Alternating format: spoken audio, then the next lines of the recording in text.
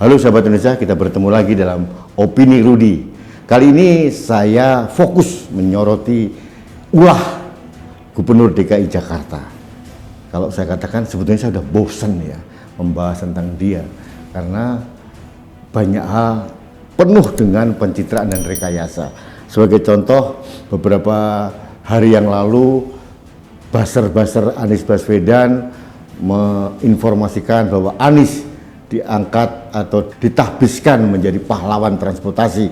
Ternyata setelah ditelisik lebih dalam, yang memberikan penghargaan ini ternyata terkait dengan konsultan yang sekarang menangani Pemda DKI Jakarta.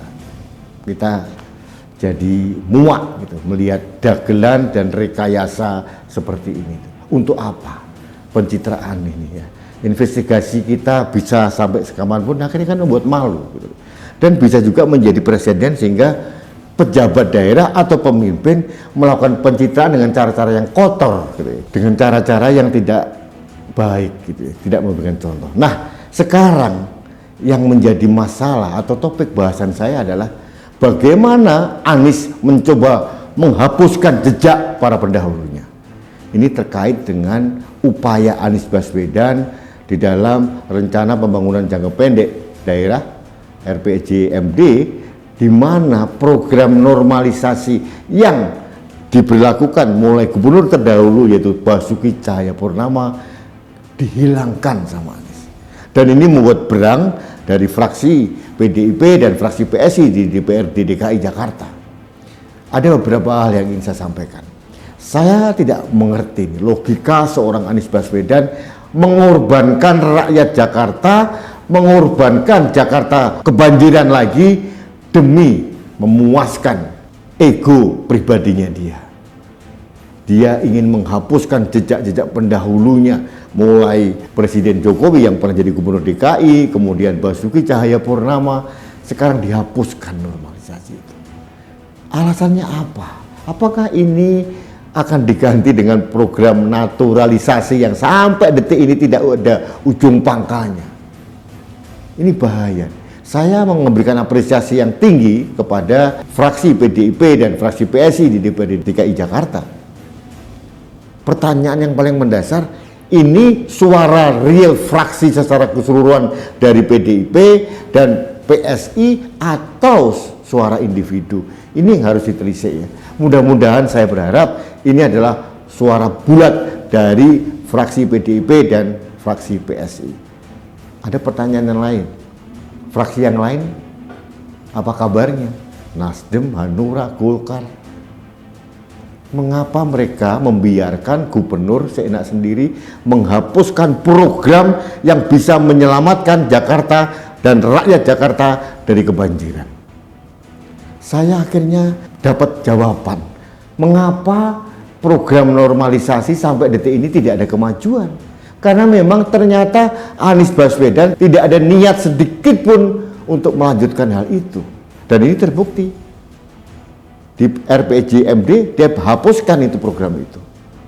Saya nggak tahu diganti dengan program apa. Anies Baswedan ini aneh. Program yang tidak terkait dengan masyarakat seperti Formula E dielulukan. Bahkan dia rela membuang uang sampai detik ini ya, sekitar 560 miliar yang tidak tahu rimbanya.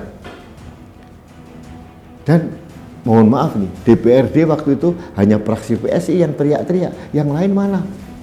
Mengapa mereka membiarkan seorang gubernur membuang uang begitu saja 560 miliar tanpa ada kejelasan? KPK kemana? BPKP kemana? BPK kemana? Ini keanehan-keanehan yang dilakukan oleh Anies yang mampu dia menutup mulut, membuat mandul lembaga-lembaga yang seharusnya mengawasi keuangan negara. Saya tidak tahu apa yang terjadi dengan Jakarta dan lembaga-lembaga seperti ini. Di daerah lain, di tempat lain, galak KPK, BPK galak, BPKP galak juga. Saya mohon maaf dengan segala hormat saya, secara realita di Jakarta mereka mandul alias melempem. Nah, sahabat Indonesia, ini saatnya saya mengandalkan dari Kementerian Dalam Negeri. Karena semua peraturan, semua APBD dari daerah selalu masuk dulu ke Kementerian Dalam Negeri. Mudah-mudahan ada kewarasan akal sehat dari instansi atau orang-orang yang menjabat di Kementerian Dalam Negeri untuk mengkoreksi. Bukan hanya mata uangnya saja, tapi mata anggaran yang penting. Dan program-program yang penting. Bagaimana mungkin program normalisasi sungai yang sudah ada manfaatnya buat rakyat Jakarta dihapus begitu saja. Jadi pekerjaan penanganan banjir di Jakarta tidak pernah tuntas kalau model seperti ini. Setiap pemimpin hanya mengutamakan monumen buat dirinya. Ini kan bahaya ini. Mereka tidak sadar, ini bukan uang nenek moyangnya dia loh. Ini uang rakyat yang harus dikendalikan, yang harus dimanfaatkan dan dikembalikan untuk rakyat.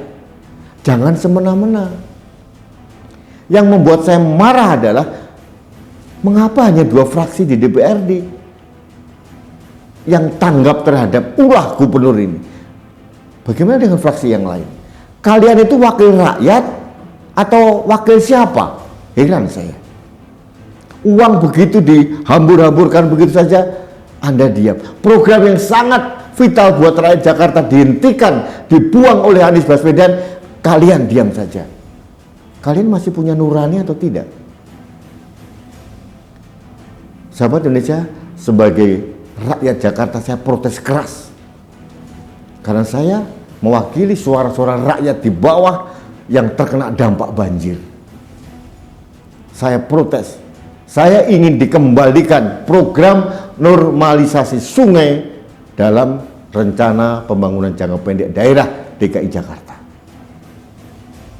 Saya memberikan apresiasi kepada PSI dan PDIP, tapi saya mengutuk keras pada fraksi-fraksi lain yang tidak peduli dengan kondisi seperti ini. Sahabat Indonesia, ini keprihatinan saya. Kita harus menyuarakan, kita harus meneriakkan. Dan perlu saya sampaikan kepada Pak Anies Baswedan, saya bukan buzzer siapa-siapa. Saya buzzer rakyat Jakarta, saya buzzer NKRI. Jadi Anda jangan memutar balikkan seolah-olah saya mengkritisi Anda karena saya dianggap buzzer. Saya bukan buzzer. Saya penyuara kebenaran untuk Republik ini. Saya penyuara kebenaran untuk rakyat Jakarta. Baiklah sahabat Indonesia, demikian opini saya tentang penghapusan program normalisasi sungai di Jakarta oleh Gubernur Anies Baswedan. Mudah-mudahan ini dibatalkan. Harus ada kembali, harus ada upaya penyelamatan yang integrated dan sistematis dan berkesinambungan dalam membebaskan rakyat Jakarta dari banjir yang setiap tahun melanda rakyat Jakarta. Demikian sahabat Indonesia, opini saya. Jangan lupa like, subscribe, komen, dan share setiap postingan dari kanal Anak Bangsa TV. Karena apa? Karena ini satu-satunya jalan yang bisa kami gunakan untuk menyuarakan protes saya, menyuarakan kebenaran untuk menjaga Indonesia. Terima kasih. Sampai jumpa kembali. Salam damai. Rudi SK.